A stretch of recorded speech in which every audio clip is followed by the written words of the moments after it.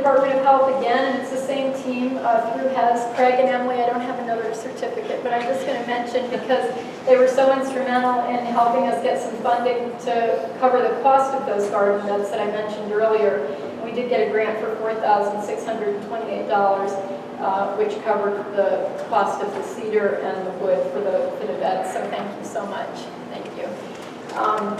I also wanted to mention Dave and Barbara Frerish. They, on a regular basis, give us discounts on plants, dirt.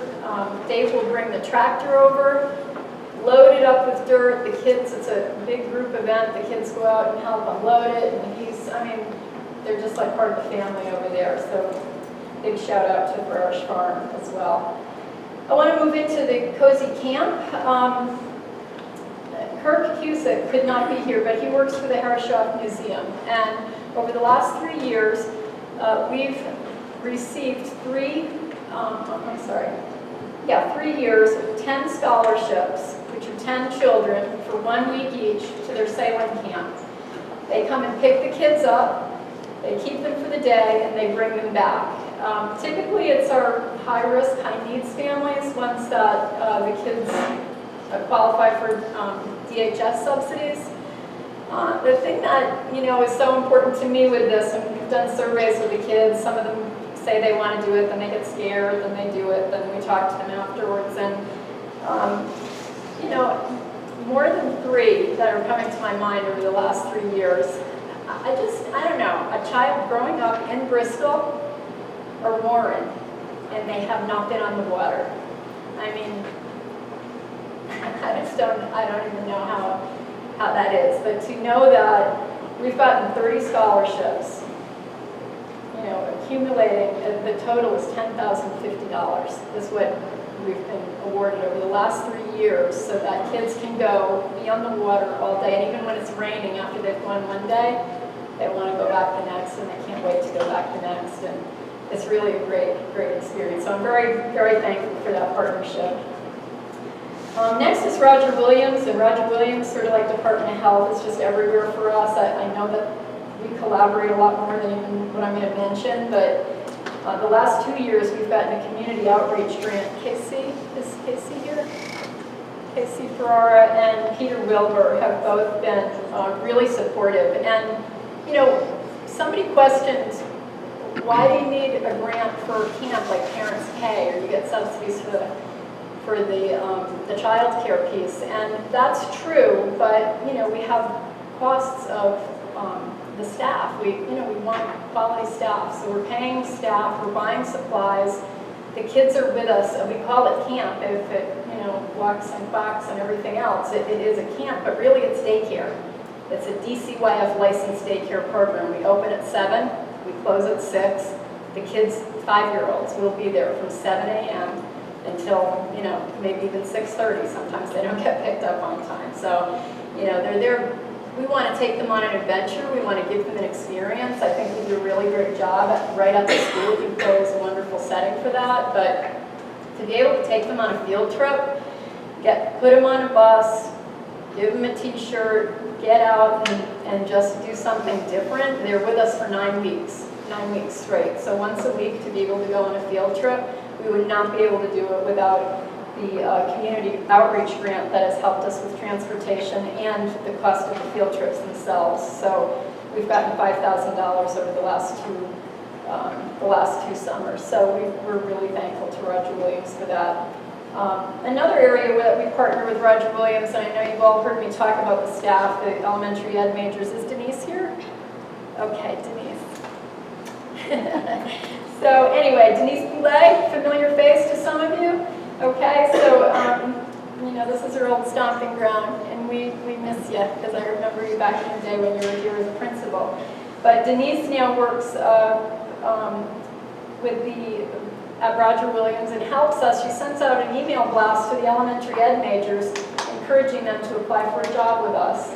And I've had hundreds and hundreds of elementary ed majors work for the programs over the years. It is absolutely a win-win. I do complain sometimes about the scheduling. Sally will admit, she's in the office and hears me, and I do admit that because they don't quite get that jobs don't revolve around, yes, I'm available Tuesday and Wednesday morning and Thursday afternoon. But we do it, and then in the 11th hour, they get a mandatory meeting from their professor, and my answer is, okay. But behind the scenes, I'm not saying it quite like that. So at any rate, we do have a fabulous relationship. We're very appreciative to have those students work for us. They get to become district employees, they get to build their resumes, and the kids love the students, young at heart, and they get to make a difference in a child's life. So I'm not sure what's better than that. So Denise, thank you so much, and I'm going to give you a certificate from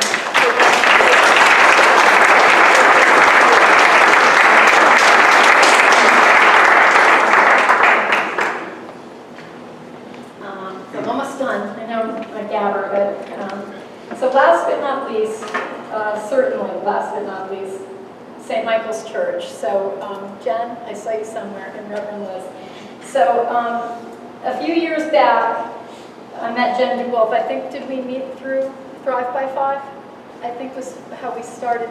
Oh no, I guess it was Emily actually. Emily, I got to give her credit for that. She was looking for some funding for the PAT program, and I stole it away. So anyway, we were talking about all the needs of the families, all the needs of the kids, and I had been really wanting to start a scholarship fund for families that can't afford the child care or don't qualify for DHS subsidies. And most times it's like an emergency situation. DHS, it's an 8 to 10 week process to get approved. But there's a lot of things that happen, a crisis or an emergency with the family, and they need child care, and it's not like we would have the heart to bring every child in that needs care, but you know, there are costs with staff and supplies and all those things that I mentioned previously. So Jen and I got talking. She sort of focused in on that and was very attentive and tenacious about keeping after me. I'm on the go all the time. I've always got a million great ideas that I want to work on, and Jen was, I think we should do this, I think we should do this. So we got to the point where she was looking into St. Michael's, making some kind of donation to start this fund for a scholarship fund, and I was like, yes, that's great, and she said, okay, it's done. And I was like, awesome. And then I was like, but it's a church, and we're a school district, and is that okay? Like, are we going to be able to do that? Can we take money? I just wasn't sure, like, you know, church and state, I just wasn't sure. And so I called our fierce leader, and Dr. Andre was just, are you kidding? That's awesome. Let's make it happen. Bring them on board. Thank them in public. Let's get them going. So we did recognize St. Michael's years ago, but we have a new chief at the helm, and Reverend Liz has been fabulous and supportive. Where we are now with this program, they offer their first collection of every month, and it goes to Cozy Scholarship Program. So there's a minimal application, but it helps people like single mom that just got diagnosed with something and doesn't have any child care and doesn't know what she's going to do and needs to go in for testing and needs to do this kind of thing. Parents splitting up, families splitting up, you know, just a crisis that, or just extreme hardship, people working as hard as they can, they're not cutting it. So this scholarship has been fabulous. We've been awarded since 2015 $6,235 to help out families in need, and I just can't thank you girls enough for your love and your heart.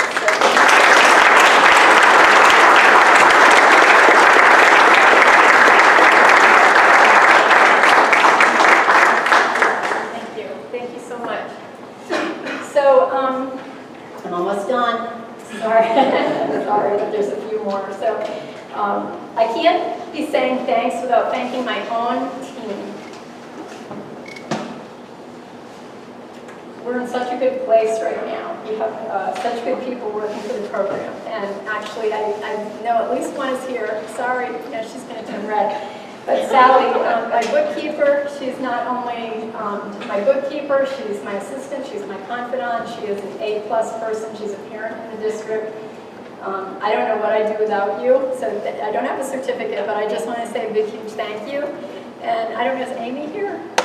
Amy Brazos is also on my A team. She's a curriculum coordinator. If I just think an idea, I was just thinking I might want to, within hours I've got an email with a draft of something that she's working on. So the two of them together have just been incredible support.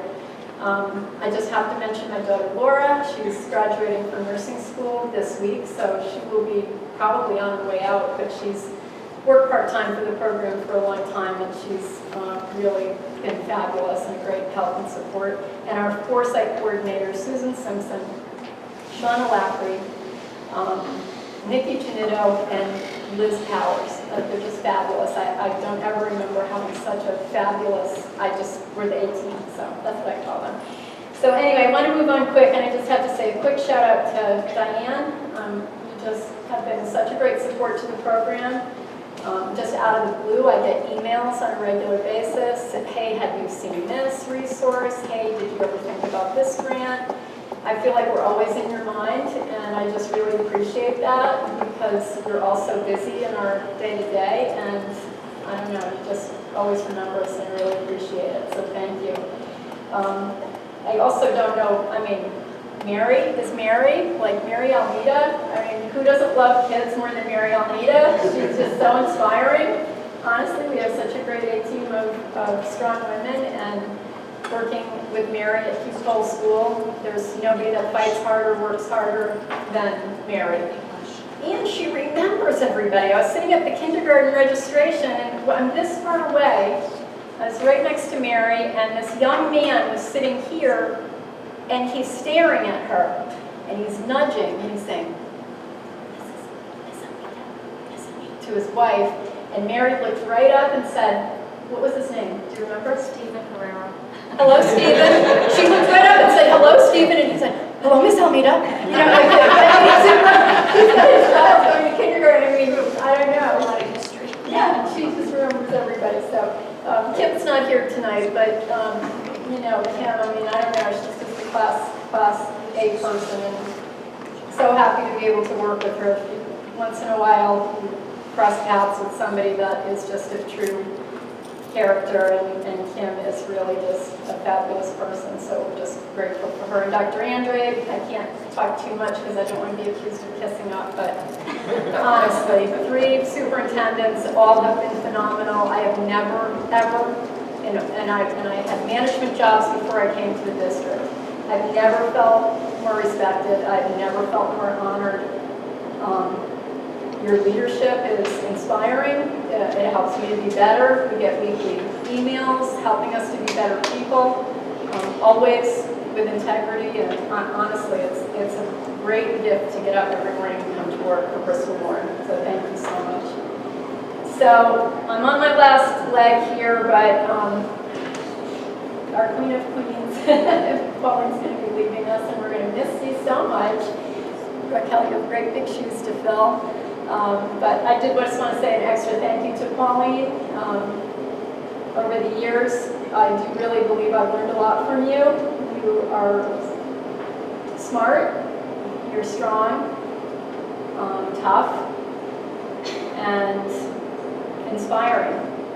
I've referred to you on many occasions. I'm going to tell one quick thing, and then I'm done. But I was trying to think of a Pauline story to share, and I don't know if you remember this, you probably do, but a few years back, as you can tell, I'm emotional, and I get a little bit worked up about things. I was having a really rough time. I was having a rough time with some children. I was having a rough time with my site coordinator. I was having a rough time with the parents, and I was in a spin, and it was a Friday night, and things had come to a head, and I was about 6:15. I just finished my run of the sites, and I drove by admin because I was just festering and wanted to talk to somebody. Donna St. Angelo's car was there, and so I was like, oh good, Donna's there. I'm going to get this out. I'm going to tell her what's going on. I went in. She did not know what to do with me. I was really worked up. She said, I think we better go to see Pauline. She's here. So I went in, and I was a little bit nervous because I didn't like Pauline to see me that out of sorts. I try to, pretend I'm calm, but I actually went in there and I was just busting all over, and Colleen was like this. She was at her desk and she was like, looking at me over her glasses, and she said, "Sit down." She said, "You've been running this program for however many years." And she started running some numbers. She said approximately how many children I had in the program at 4 different schools. She said approximately how much revenue we were bringing in that year. And then she said, "And look at you." She said, "Either this situation is controlling you or you're controlling the situation. Which is it?" And it was tough, but it was exactly what I needed. Just like that, I calmed down. I brought that phrase to my mind countless times. I can't thank you enough. And just I wish you all the very, very, very best, and hope you have lots of fun with your grandkids. So I'm done.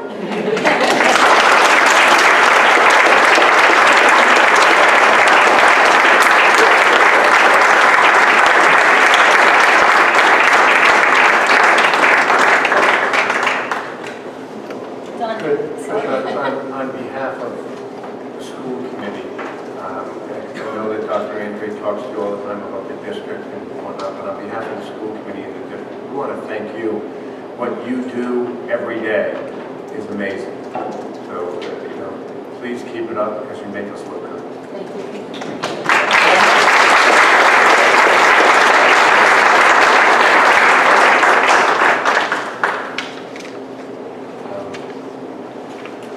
I don't know how we're supposed to follow that, Mario. But our agenda says we're supposed to have someone follow that. So I guess we should just use what Trish said, and how can anybody not love Mary? Right?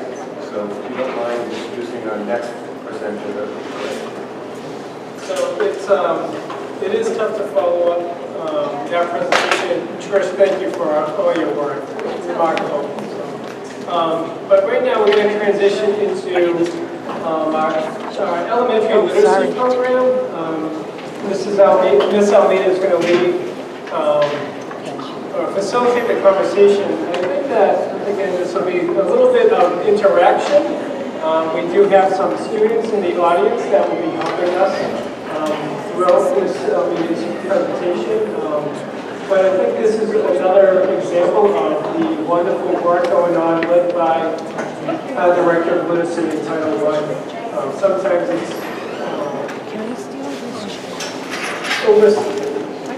it's an oversight of taking for granted how hard Mary works. And I think tonight it's shine through day-to-day interactions. We'll see some student work. We have a teacher in the audience. She'll talk about her transformation over the years, but I'm really proud of where we've gone over the last 2 years with our K-5 Caucus Writing Initiative. We've seen a tremendous increase in our students' output. Not that they were not bad writers a few years ago, but I think we've just taken it to a different level thanks to Ms. Almeida's leadership. So, Mary? Okay, thank you, Dr. Andre.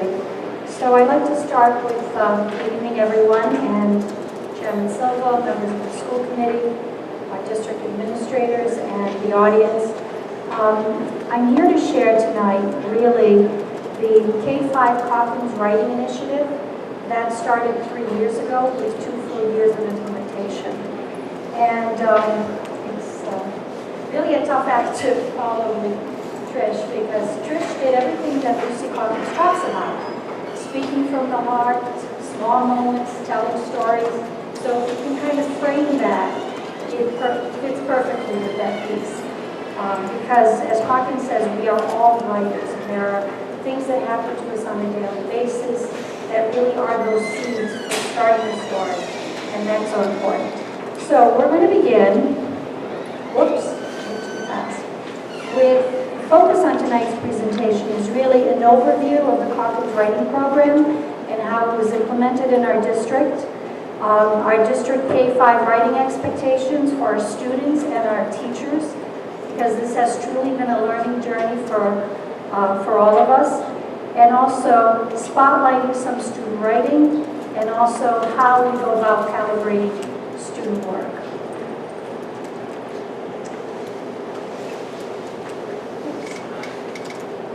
you have heard these 4 guiding questions from Dr. Andre probably at every staff development presentation that we have had. So I think more of these questions coming from Dr. Andre than the actual Richard DeFore educational consultant who really designed these questions. And the reason I start with these is because we really wanted a K-5 writing program that would address these 4 essential questions. So what do we expect every student to know? How will we know if they have learned it?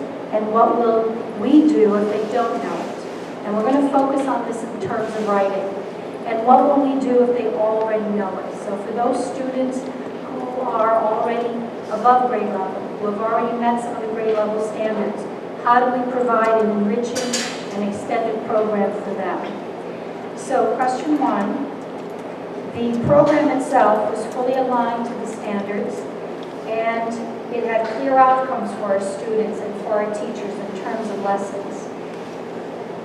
Question 2, built into this K-5 writing program is a strong assessment system with on-demand writing tasks already done at Columbia Teachers College and exemplar samples of student work for our teachers to look at and to use as models.